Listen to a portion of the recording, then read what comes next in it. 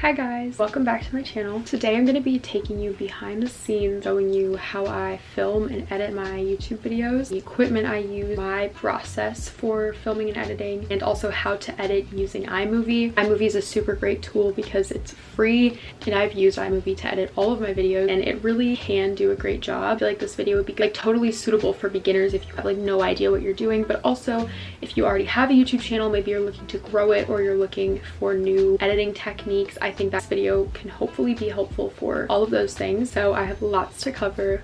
Let's just get started.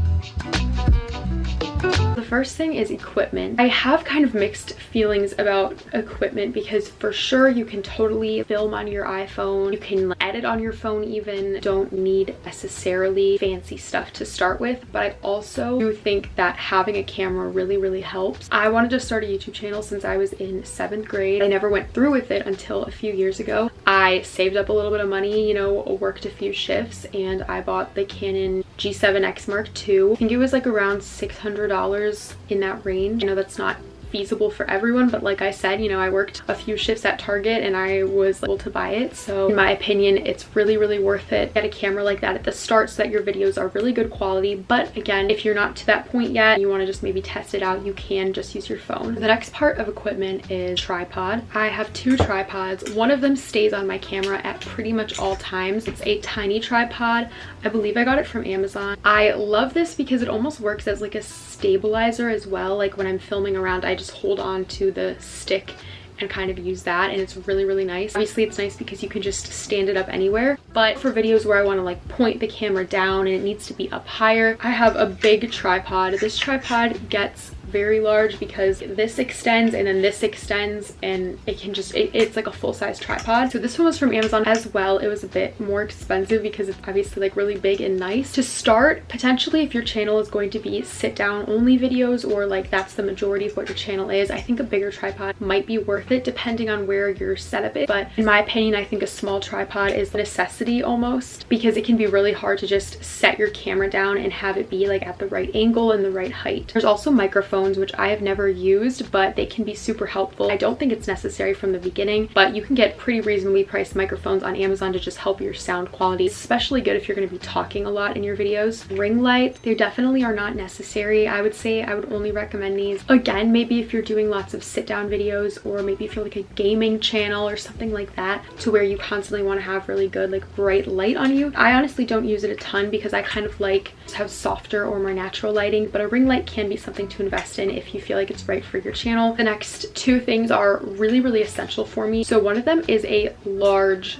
SD card. I had one that I think was 10 gigabytes for the longest time, and when I tell you, it was so frustrating to film. It might have even been like 8 gigabytes or smaller. It was ridiculous. I could not get through a video without having to stop, run up to my room, upload my footage, come back down and try filming again, and it was so infuriating because it would like take time for the videos to upload, and I just had to constantly stop while I was filming. So when I finally got an SD card that was like 100 gigabytes, it has just been a game changer for me. They're not even that expensive, so I don't know why I didn't do it sooner, but either way you will need an SD card. And then the other thing is another battery pack, like extra batteries and a charger. So this is the one I got. I was really honestly hesitant about it because I didn't buy one that was Canon. I was really nervous that they weren't going to work or that I was going to mess up my camera, but it does not. I haven't had any problems at all. One battery obviously comes with your camera, but I would constantly run into the problem like with the SD card where my battery would die in the middle of a video. I'd have to come sit down and wait for it to charge for like 30 minutes to keep filming, and then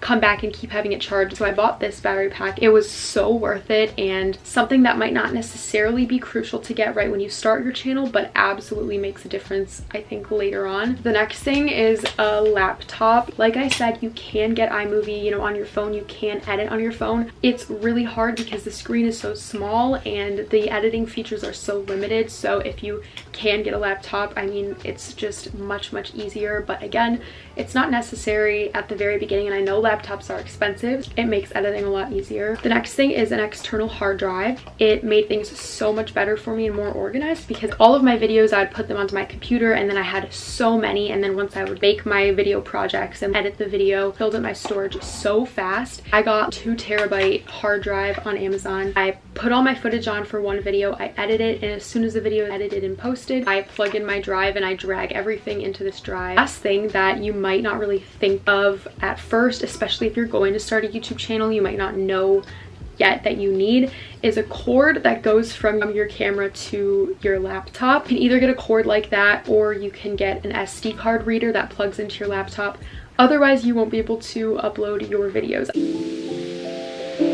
So now we're gonna get into the editing, and I'm gonna start by telling you my editing process. To start off, once I finish filming a video, I will upload my footage, like I said, using that cord that goes to my computer. Will import the footage to either your editing program, because you can import it directly there, or do like photos. Once they're imported, I will pull up my editor and give you like a quick crash course in iMovie. If you already know, like, you can skip it, but I want this to be very accessible for people who are literally just starting out and have no idea what they're doing. So here's your timeline. This is where your videos will go. You'll drag a video into the timeline, or you can also select it, copy it, and paste it. Music will be dragged in down here, and then if you have any titles or text cards, those will be on the very top. So my first thing that I do once I drag all of the footage into the timeline is I do a general rough cut. So this means I go through my video and I cut out pauses. If there's any point in the video where I'm setting up the camera, just cut anything that you can easily just slide through the footage and see needs to be cut. You can also use this tool right over here to change view of the timeline. I typically edit on the second or third tick mark. After doing one rough cut, I will go through the video and do a detailed edit, and that's pretty much final edit for those cuts. So the ultimate shortcuts to know for iMovie are definitely Command B, which is how you make a cut, and you will use that all the time. Obviously Command C and Command V for copy and paste, and the other useful one, Command Z, which is undo. So if you ever do something and you want to undo it, Command Z, and that's super helpful. The next step in my process is adding other elements to my video. Like, I have a little thing that plays at the end of my video during the end screen, so I'll drag that in. If there's anything like that you want to add in, that's kind of when I like to do it, as well as any of my slides that go in between sections of a video. Add in all of those things next. Then I usually do the text, and the music is the very last thing. I think the music kind of needs to be last, because if you add in music and it's perfectly timed to all the clips, but then you watch it through one more time and realize that you want to change something or want to shorten or lengthen one of your clips, you will have to readjust the music for like the whole rest of the video. That's why I feel like doing the music last is the best method. And then that is also when I do my little intro montages that I like to do at the start of my video. Now going into actual editing techniques, the first thing I'll tell you how to do is how to make little cuts that like zoom in. So once you're in the project, you click on the video clip that you want to zoom in on in the timeline. You press this little crop tool here, and then you can press either crop to fill, which lets you adjust this screen to make it smaller, so you can drag that in and then it will zoom in just like that. But if you want it to do a slow zoom, you can also use the Ken burn feature, and you can pick where you want the Ken burn to start and end. That way it will like zoom in on a certain spot. I never really use that feature, but I know people do like to do that. The next thing is how to add either pictures or videos that will play on top of your video. If you ever want to have, a picture pop up while you're talking, this can be super helpful. So you'll get the picture that you want, or the screen recording or the video. Drag it into the timeline and put it at the very top, so like put it on top of the videos. This little icon right here, which is video overlay settings. So then it gives you a few options. You can either do cutaway, green blue screen, split screen, or picture in a picture. Split screen will let your video take up half of the screen and the other video will take up the other half. But picture in a picture is what I like to use a lot, because it pops up on the screen and then you can size it to however big or small you want and drag it to wherever you want on the screen. You can also then click on the transition area, so you can change the dissolve time to be 0 seconds so that it doesn't fade in and out and it just pops right up on screen. So that is super helpful, and I really like doing that. The other thing that is like really helpful for iMovie is doing green screens. I use these a ton. Probably my biggest critique about iMovie is that the text is so limiting and you aren't able to make the text just pop up on the screen without a transition. It either has to like dissolve in or dissolve out. You can never make the text just pop up and then be gone. The way to get around that is by using Canva. There's two ways to do this. If you have a general idea of where you want the text to pop up on the screen, you can just imagine that the video is there and imagine where you want the text. But if you want the text to be in a particular spot, you can actually take a screenshot, like Command-Shift-4, and then drag to take a screenshot of the frame on your video that you want to put the overlay onto. and you can use that as the background picture in Canva so that exactly where to put the text and you can get a really good idea of it. I click YouTube thumbnail because that's pretty close to the size of like the actual YouTube screen. That's always worked for me. And you're gonna just select the color and make it be green. You can pick whichever font you want, you know, make a text box, and then just press download.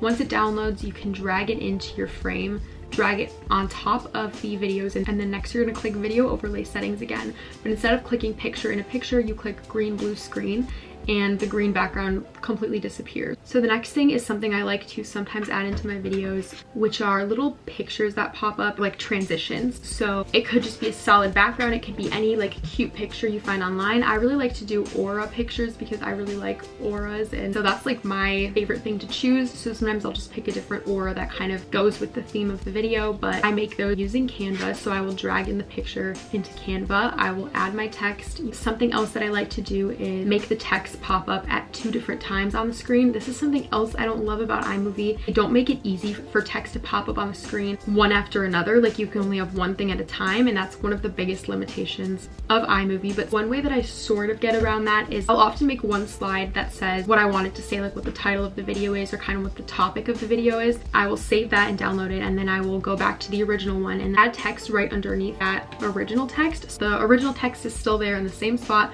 but I added on something underneath, so as it's playing in the video, it looks like the text just pops up underneath, but really it's like 2 different pictures. Then as far as the tools in iMovie, click on a video in your timeline. You have this option up here which allows you to kind of color grade your videos. Same with the next one, that's this little tool. You can obviously make the clip warmer or cooler. You can also change the saturation, and then over here is where you can do the decrease the contrast or increase it. You can change the brightness like that.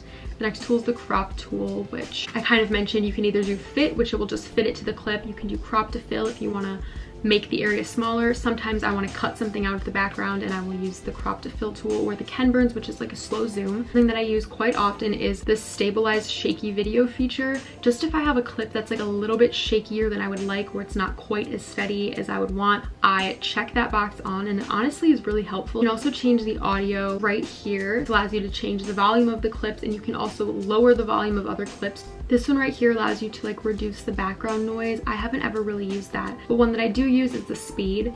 If you're ever doing a montage and you want to either make the clip be really fast or you want to like replay something in slow-mo. And over here you're allowed to put a filter on a clip. I never really use any of these. I think my favorite one might be like romantic, but you can also make them black and white, or you can flip them. The next thing I'm going to cover is thumbnails, because they are such a crucial part of a YouTube video. Again, I use Canva to make my thumbnails. My favorite style for thumbnails is typically 3 pictures. I usually do 1 picture like of myself in the middle with a picture on each side of something that is in my video. Sometimes I will also do like 1 middle picture with like 2 pictures on the side. The style of your thumbnail will likely depend on what your niche is. So I will start by opening up Canva and selecting YouTube thumbnail, which is one of the presets that's on Canva. I'll drag in the pictures that I want to use and crop and change them till they fit the screen. Next, I will usually edit the pictures. Something that's really important in thumbnails is that all of the pictures kind of go together. So I'll usually try to tie in colors in my thumbnail, like the color shirt I'm wearing or the color of my background, within each picture, so that they kind of all go together and they look really cohesive. If one of the pictures is warmer toned than the other, I will change the temperature of the picture to make it cooler. And next I add the text, obviously. For me, I usually just use Arial, bold, italic. That's just what I've always done. It's not super fancy, but typically do the words at the top of the screen. I will also add in little words that are like a much smaller font size, but they're the same font, that kind of just talk about things in the video. Some different little words around the picture so that it kind of gives you like an idea as to what's going to be in the video. And another thing I really love doing, and it's one of my favorite things about Canva, is adding in some little elements. I really like to add little white stars or hearts, or sometimes little like sparkles. Those are all things that you can get from Canva. If you want to search for any type of element that you want to be on your screen, you can find it in here. You can also usually change the color of them and drag them around and size them to wherever you want on the screen. So once I'm all done, I just go to share and I download that, and then my thumbnail is ready. I think the last thing that I want to talk about is music, and this is a really important part of your channel and your videos. When I was making videos like last year and a little bit before that, I did not know what to do about music. It was such a struggle for me to find good music for my videos, and I originally used to just look on YouTube for like royalty-free, copyright-free music that I would be able to use in my videos, and I would look on SoundCloud, and it was so hard to find good songs. First of all, it took so much time, but also for them to actually like not be copyrighted. That was just never a good strategy for me. I finally decided to get a music subscription that you can use for YouTube. So the one I use is Epidemic Sound. It was life-changing. YouTube does have a free music library you can check out. I just never had a ton of luck finding a lot of really good songs there, but it's great if you want to start out and you want a free option. Like I said, I use Epidemic Sound. It does cost money. I will like link it in the description so you can check it out, see if it's something that you think would be good for your channel. But I love the fact that you link up your channel to it, and then as you download songs from there, it gives you updated personal recommendations for your channel and personal recommendations based off of your previously downloaded songs. So it's so helpful. I will also tell you some of my favorite artists on Epidemic Sound, because there are some that I just use so much of their music. Dylan Sitz, Bagel, but it's like B-A-E, Jack, Dusty Dex, Timothy Infinite, Matt Large, Just Normal, Sarah the Instrumentalist, Smartface, and Yomoti. Those are some of my favorites. They have lots of good music, and if you need some help finding good like aesthetic songs to get you started, you can try looking up some of those artists. I know that was like so much information just thrown at you. Obviously couldn't cover everything, but I just know that when I was trying to start a YouTube channel, it was so overwhelming to me. So hopefully this could answer some of your questions. Give this video a thumbs up if you want to see potentially more videos like this, maybe tips for starting a channel, and always feel free to leave recommendations for videos and requests down below. And yeah, thank you guys so much for watching. I will see you in my next video. Bye guys.